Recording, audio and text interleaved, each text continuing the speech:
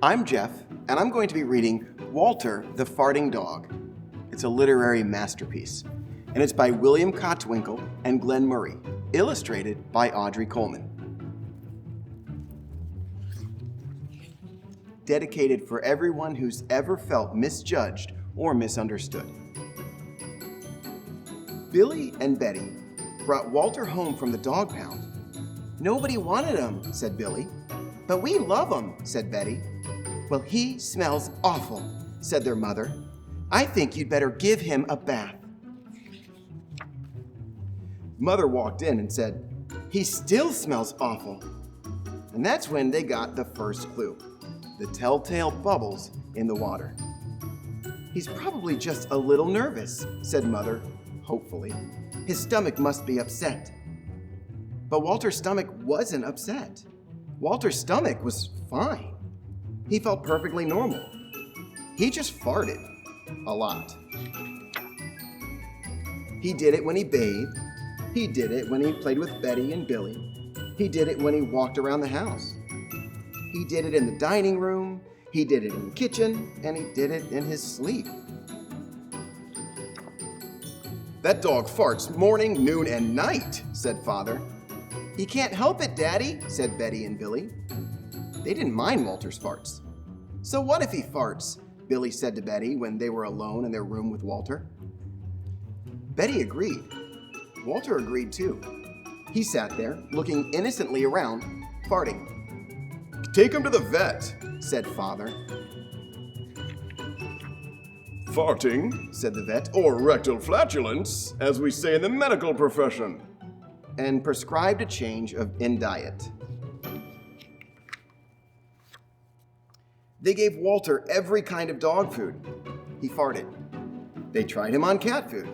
They gave him hot dogs, hamburgers, and lettuce and tomato sandwiches. They gave him fried chicken. They gave him rabbit food. They made him a vegetarian. "No matter what that dog eats, he turns it into farts," roared Father.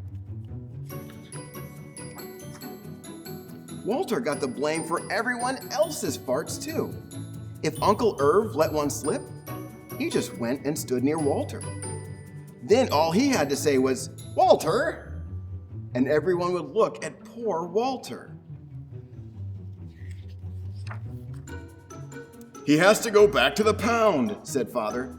"No, Daddy, please," begged Betty and Billy. "Don't send Walter away." "He goes tomorrow," said Father. They pleaded. Walter farted. It was all over.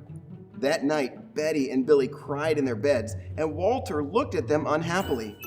"Oh, Walter," said Betty, "you've got to stop farting." "Because Father is going to send you back to the pound tomorrow," said Billy.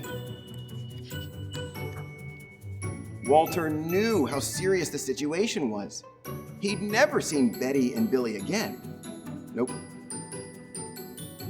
Walter knew how serious the situation was. He'd never see Betty and Billy again. He resolved to hold in his farts forever. When Betty and Billy fell asleep, he walked down to the kitchen to see if there was anything around to eat.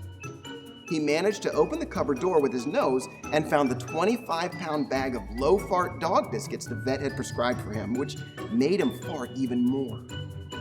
Even though he knew they made him fart more, he couldn't resist. He ate the entire bag. "Very tasty," said Walter to himself. Then he went and lay down on the sofa. A gigantic gas bubble began to build inside him. "This is going to be trouble," he said to himself nervously. He was afraid of what might happen if he let it go. He thought maybe the house would explode, so he kept it in. It wasn't easy. In fact, it was torture. But he had resolved himself to never fart again. His future depended on it. As he lay there with his tail wrapped tightly between his legs, he heard a noise at the window. He watched it slowly open. A pair of burglars came through. They dropped silently into the kitchen. "Watch out for the dog," said one of the burglars. "He won't bite," said the other. "He's a wimp." Walter might have bitten them, except he was so filled with gas he couldn't move. They tied a rag around his snout so he couldn't bark. "Okay," whispered the first burglar, "let's clear the place out." They took everything they could get their hands on. Walter wanted to stop them, but he was having unbearable gas pains. He rolled on his back and waved his paws in the air. He gnashed his teeth. "We've got it all," said the second burglar. "Let's go." That's when Walter let it fly. It was the worst fart of his life. It made a tremendous noise and shot him across the room. A hideous cloud filled the air. The burglars clutched their throats, unable to breathe. With tears in their eyes, they raced for the window. They tried to grab their bag with all the valuables in it, but their arms were too weak. "Let's get out of here." They jumped out the window and ran up the block, choking and gasping for air. Still blinded by Walter's attack, they stepped into the headlights of an approaching police car. "Hold it right there," said the policeman. When father and mother came down in the morning, they found the window open, and they saw the bag with their valuables in it, and Walter was sitting beside it. He still had the rag tied around his snout. You'd have to say he looked heroic.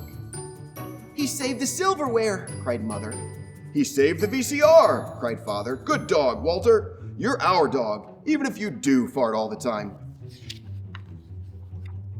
And so, the family learned to live with Walter, the hero dog.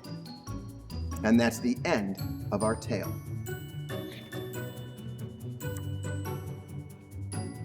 I hope you enjoyed the story, and we will see you again soon.